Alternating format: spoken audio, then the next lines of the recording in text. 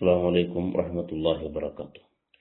الحمد لله والصلاة والسلام على أشرف رسول الله وعلى آله وأصحابه الفائزين برضا الله. أما بعد، قال رسول الله صلى الله عليه وسلم: إن أول ما يحاسب به العبد يوم القيامة من عمله صلاته، فإن صلحت فقد أفلح وأنجح، فإن فسدت فقد خاب وخسر، وإن انتقص من فريضته قال الله تعالى: انظروا هل لعبدي من تطوع يكمل به من انتقص من الفريضة ثم يكون سائر عمله على ذلك. رواه الترمذي.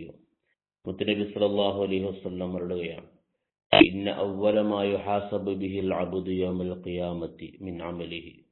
ഒരു അടിമ പരലോകത്ത് ആദ്യമായി വിചാരണ ചെയ്യപ്പെടുന്നത് സലാത്തുഹു, ഒരു അടിമയുടെ, ഒരു മനുഷ്യന്റെ കർമ്മത്തിൽ ആദ്യമായി വിചാരണക്കെടുക്കപ്പെടുന്നത് അവന്റെ നിസ്കാരമാണ്.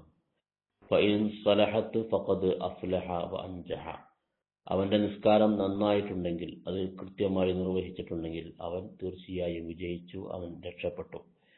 വഇൻ ഫസദത്ത് ഫഖദ് ഖാബ വഖസറ. നിസ്കാരത്തിന്റെ കാര്യം ഫസാദാണെങ്കിൽ, അത് കൃത്യമായി അവൻ നിർവഹിച്ചിട്ടില്ലെങ്കിൽ അവൻ പരാജിതനായി, അവൻ നശിച്ചു.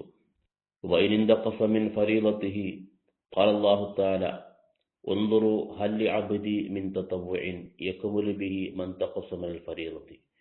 ഇനി അവൻ നിർവഹിച്ച ഫർളിൽ വല്ല ന്യൂനതയും കണ്ടെത്തിയാൽ അല്ലാഹു മലക്കുകളോട് പറയും: എന്റെ അടിമക്ക് വല്ല സുന്നത്തുകളുമുണ്ടോ എന്ന് നിങ്ങൾ പരിശോധിക്കുക.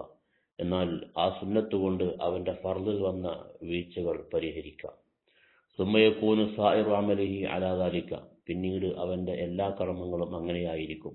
സക്കാത്ത്, ഹജ്ജ്, നോമ്പ് തുടങ്ങിയ മറ്റു അവൻ ചെയ്യേണ്ട ഫർള്, ആ ഫർളുകളിൽ വല്ല കുറവ് വന്നാൽ അതിൽ അവൻ നിർവഹിച്ച് ചെയ്ത സുന്നത്തുകൾ, സുന്നത്തായ നോമ്പ്, സുന്നത്തായ ദാനധർമ്മം, സുന്നത്തായ മറ്റു കർമ്മങ്ങൾ, ആ കർമ്മങ്ങൾ അവനുണ്ടെങ്കിൽ ആ കർമ്മങ്ങളെ കൊണ്ട് ഫർളിലെ കുറവുകൾ നികത്തുമെന്ന് മുത്തനബി സല്ലല്ലാഹു അലൈഹി വസല്ലം പഠിപ്പിക്കുന്നു.